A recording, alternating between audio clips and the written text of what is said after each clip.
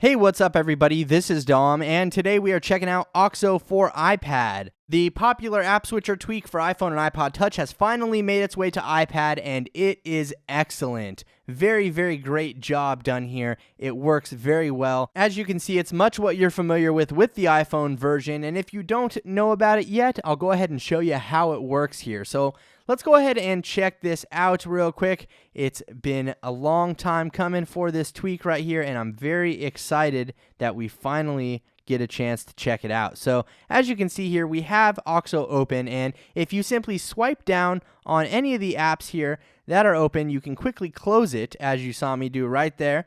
And very, very easy. Tap and hold. You get a little prompt to remove all apps from the multitasking tray. You can tap yes or no. I'm just going to go ahead and leave them open for now. Much like the iPhone version, we have a set of media controls over here on the side. If you swipe over, we have volume sliders, we have previous, next, play, we have a brightness slider here on the far left. We also do have AirPlay controls up top. Now, if we play an album, you can tap on the little album art right there to get a full-size picture. As you can see right here, works pretty well. Just a nice way to check out the album art of the song that you're listening to. And then you can tap that right there to close it out. Now, if we swipe over at the top right here, we have a set of toggles. Now, there are 7 toggles visible on the screen at once. You can quickly enable them by tapping on each toggle, and then you can tap on it again to disable it. Same here with any of these, really, except for the respring toggle. Obviously, that will just respring your device. Now, if you swipe up, we do have another set of toggles here. And you can customize all of these within the settings. You can choose which toggles come first, what order they're in, things like that. Also, if you tap and hold on a toggle, it'll take you to that appropriate section within the settings app, as you saw right there with the Wi-Fi toggle. And you can do that with any toggles that there will be a section for, actually. So if we tap and hold on the volume, it'll do that. We also do have a dedicated settings button here to just launch the settings app. But overall, I really do enjoy the tap and hold functionality with the toggles here in Auxo. Now let's go ahead and check out the settings here for Auxo. If we hop into the settings app here, tap on Auxo at the bottom, you can see that the first thing we have here is a user's guide. So if you're not familiar with how Auxo works, you can check this out. It'll give you a brief rundown on how to use everything. Moving on, the next option we have here is toggle options. Now, at the top of the page here, you can see that we have toggle page first. So if we turn that on, if you launch the app switcher and then swipe over, you'll actually see that the toggle page comes first now. Now, there's also another option to switch that with the media controls, but only when media controls are playing. So as you can see, I started a song. If I turn on that option up here, it will put that media player page first instead of the toggles, but only when a song is playing or when media is playing. Now, as I mentioned earlier, you can rearrange the toggles simply by tapping and holding on these bars and dragging them to a desired position. And if you don't want some of them to be visible, you can drag them down to the hidden toggle section right here, as you see me doing.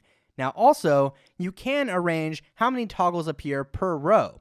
So let's go ahead and change it. Right now it's at 7, which is the maximum. If I go ahead and change it to, let's say, 5, when we launch Auxo here, you can see that we only have 5 toggles per row, and it kind of spaces them out evenly so it doesn't look all weird or anything on your screen.